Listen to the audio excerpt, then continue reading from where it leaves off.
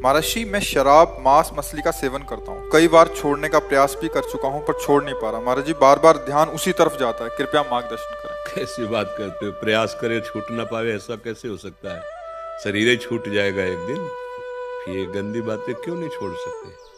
आप इतने कमजोर हो गए हो या देख लो, आपको मन कितना तोड़ दिया कि आप कहते हो मैं छोड़ना चाहता हूँ, छोड़ नहीं सकता। ऐसी ये बात तो हमारी समझ में कम आती है कि आप छोड़ना चाहें और फिर वो छूटे ना। ऐसा कैसे हो सकता है? बाहर से सुन के आप छोड़ने की बात करें, अंदर से सुख बुद्धि आपकी उसमें है। अंदर से सुख बुद्धि, इसलिए आप नहीं छोड़ पा रहे हैं। क्या लाभ आपको शराब पीने से मिलेगा? हमें एक भी लाभ बता दीजिए आप शराब पीने में। शास्त्रीय निषेध तो है ही, पंच महापापों में ये रखा गया है शराब, लेकिन लाभ क्या है इसमें आप बताओ। एक तो आपका पैसा जाता है, अगर उसी पैसे की मिठाई और सामग्री लाते घर में बच्चों को बांटते तो कितना खुश होकर आपके गले लगते, मेरे पापा, मेरे भैया, या मेरे जो आपने उतने की शराब पी। आपके अंगों को भी नुकसान पहुंचता है, जो आपके अंग हैं उनको हानि पहुंचाती है। शराब से किसी के अंग पुष्ट होते हैं क्या अंदर के? सब कोई जानता है कि स्वास्थ्य के लिए बहुत हानिकारक वस्तु है, लाभ इसमें नहीं है। अब उसमें जो आपको आनंद अनुभव होता है उसका कारण होता है बुद्धि की शिथिलता। जैसे आपने पीना तो आपकी जो बुद्धि बहुत चिंतन कर रही थी वो मंद हो गई, शिथिल हो गई, तो आपको लगा यार मौज आ गई। वो आप भजन से कीजिए, बिना किसी नशे के आप परमानंद में नहीं, आप समझ में नहीं आ। जैसे आप सोते हैं तो आपको नींद बहुत अच्छी लगती है, आप 5-6 घंटा सोने के बाद देखो कैसा अनुभव होगा। हाँ, ऐसा अनुभव होगा ना। क्या खास बात रही?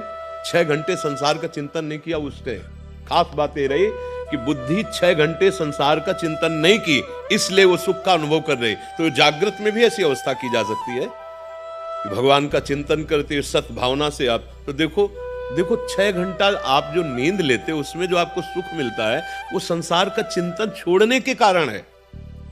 आप 6 घंटे संसार के चिंतन से रहित रहे तो आपको लगा हाँ, और इंद्रियां बलवान हो गई, चेतना नई जागृत हो गई। और अगर ये ऐसा जागृत में हो कि असत चिंतन संसार का हो ही ना, तभी तो चलते फिरते उठते बैठते महात्मा समाधि में कहा जाता है, क्योंकि भगवान के चिंतन में रहता है।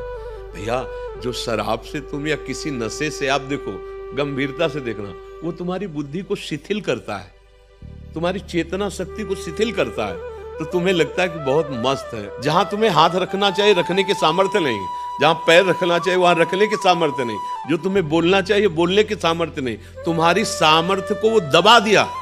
तो तुम उसको क्या मानते हो कि वो बड़ा मौज आ गई, बड़ी मस्ती आ गई। नहीं, आप लोगों ने तो देखा होगा, हमने यहाँ देखा अपने वृंदावन में, जब रात्रि में आ रहे थे तो एक छोटी सी नाली थी, और एक भैया जी यही पान किए हुए थे, तो अब वो नाली को ऐसे देख रहे जैसे समुद्र पार कर रहा। बार बार पैर ऐसे उठाते फिर ऐसे करते, आखिरकार वो छोटी सी नाली में उसी में गिर गए।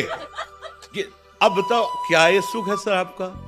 जहां पैर रखना चाहते हैं वहां रखने की सामर्थ्य नहीं, जो बोलना चाहते हैं बोलने की सामर्थ्य नहीं, वो हमारी चेतना शक्ति को दबा रहे। कोई भी नशा होता है वो हमारी चेतना शक्ति को बढ़ाता नहीं है, वो दबाता है। आप किसी भी नशेबाज को देखिए, आप वो चेतना शक्ति को लुप्त, तो आप ऐसा नाश क्यों कर रहे हैं? अच्छा, जैसे मांस की बात है, लोगों का ये कहना होता है कि भाई मांस से हमारे को बल मिलता है। नहीं भाई, तुम्हारे को मांस से बल नहीं मिलता है, तुम्हारी एक भावना बन गई है, दूसरे के शरीर को काट कर खाकर तुम बलवान और प्रसन्न हो सकते हो, ऐसा नहीं। हाँ, दो हो सकते हैं, या तो हिंसक पशु या राक्षस।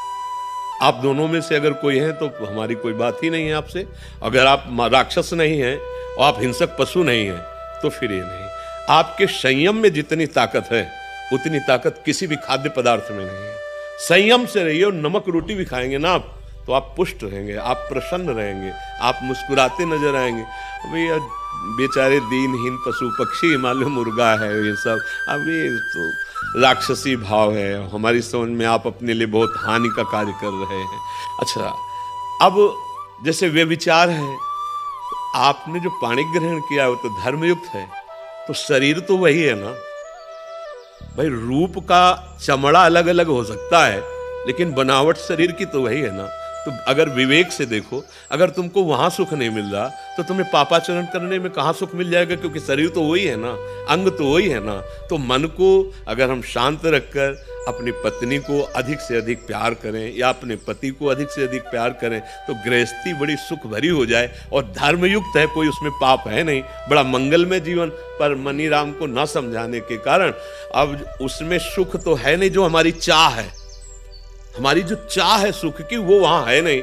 अब हम बदलने लगते हैं, इस शरीर से उस शरीर, इस शरीर से तो ये जो पापाचरण चल रहा है, अब इसके बाद कहो कि हमारा मन भयभीत रहता है, हमें सुख नहीं मिलता है, हम डिप्रेशन में जा रहे हैं, हम जो चाहते हो कर नहीं पाएंगे। तो कैसे कर पाओगे? तुम तो जो वो किए बैठे हो जो तुम्हारा नाश करने के लिए तैयार है, तुम्हें दुख देने के लिए तैयार है। तो इसलिए हमारी प्रार्थना है, अभी अवसर है, अभी संभाल लीजिए अपने आप को। ये शराब, ये मांस, ये सब सच्चाई से, ईमानदारी से, गुरु कृपा बल से चल रहे हैं। कोई पापाचरण, कोई गंदी बात, कोई छल कपट, कोई नाटकबाजी नहीं, हर समय हृदय आनंदित रहता है, क्योंकि प्रभु साथ है ना।